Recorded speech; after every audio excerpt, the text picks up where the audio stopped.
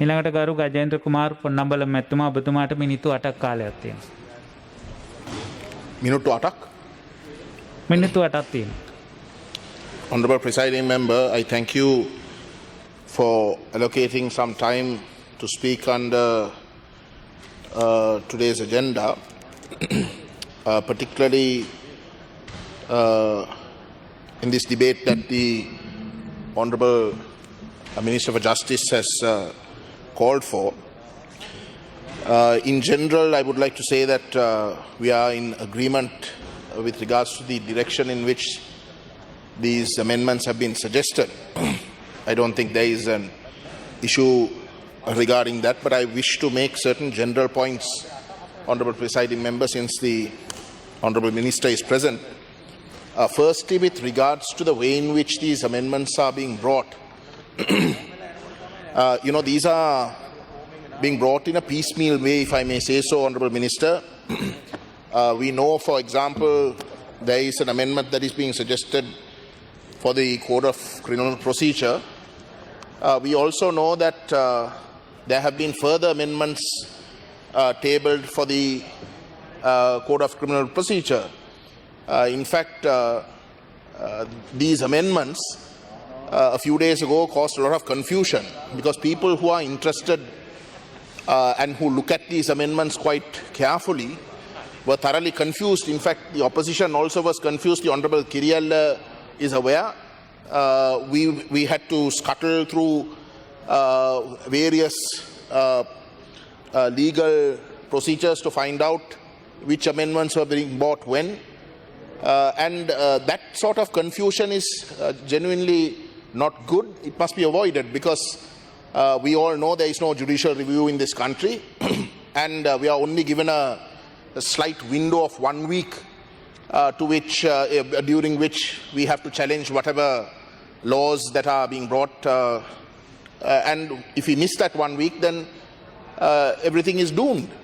So under those circumstances, when the Honorable Minister and his ministry knows that there are certain amendments that are definitely going to be brought with regards to the same law, I think it is only correct for those to be brought together.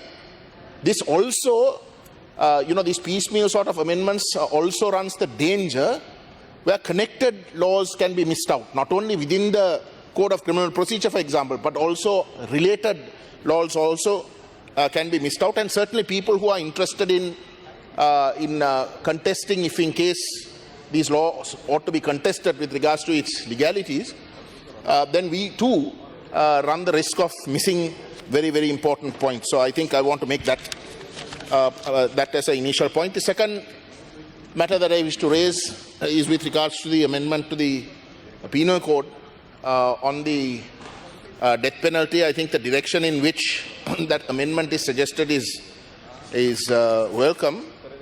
But the question is, why are we still not making a decision with regards to the death penalty in itself? I mean, since, if I'm not mistaken, since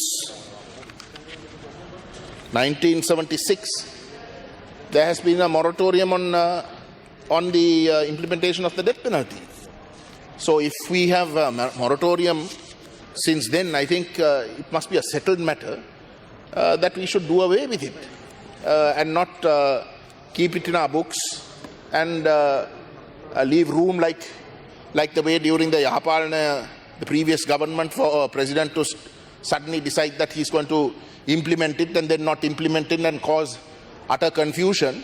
I think the Honorable Minister of Justice should seriously consider doing away with it. It is a matter of good practice. I think in today's world, we all agree that the death penalty is not something that is going to deter crimes.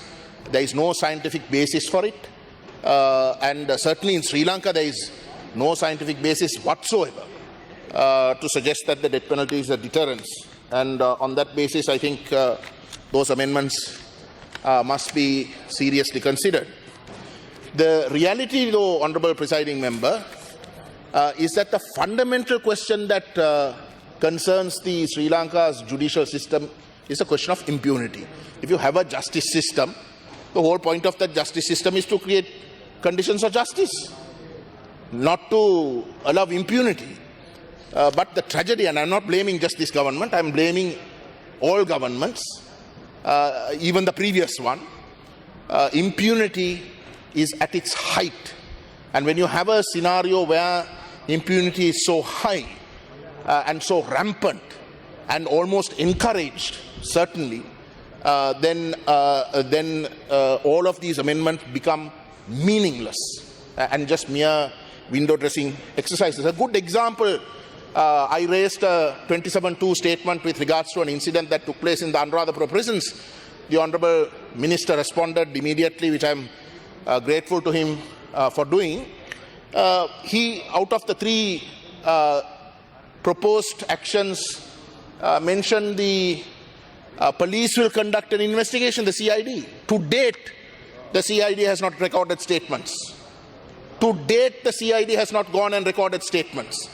So, and this must be understood in its proper context. When you bring the 20th Amendment, where checks and balances are done away with, and which essentially politicizes the whole system, and then when you have a minister concerned who, a deputy minister or a state minister concerned, who is the accused party, who is allowed, after that incident took place, when we all know that took place, who is allowed to keep his ministries except for that particular ministry. What is the message that you're giving to the officials in the justice system? That these are people who are untouchable, even if they go and do it when everybody knows that they have done these crimes. They are pardoned. Higher ups are not taking the necessary steps that ought to be taken. So this is the culture of impunity that you're struggling against. PTA prisoners, the Honourable Minister knows, if the PTA is amended according to international standards, all those PTA prisoners will be released. Not a single person can be kept under remand. Not a single, even the convicted persons, if you are true and conscious, even those convicted will have to be released. That is the nature of the draconian act that the PTA is. But they are being kept for years and years, and all that we are told when we call upon the governments, respective governments, not just this, to release these prisoners, all we are told is we will expedite the cases.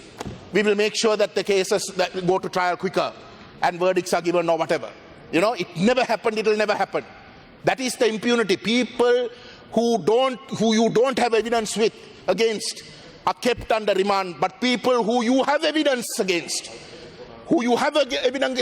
but because they are on your side, are allowed to go scot-free. That is what is impunity, and that is what is so rampant in this country. And if you don't tackle that, no matter whatever amendments you bring, they are all meaningless, Honourable Presiding Member.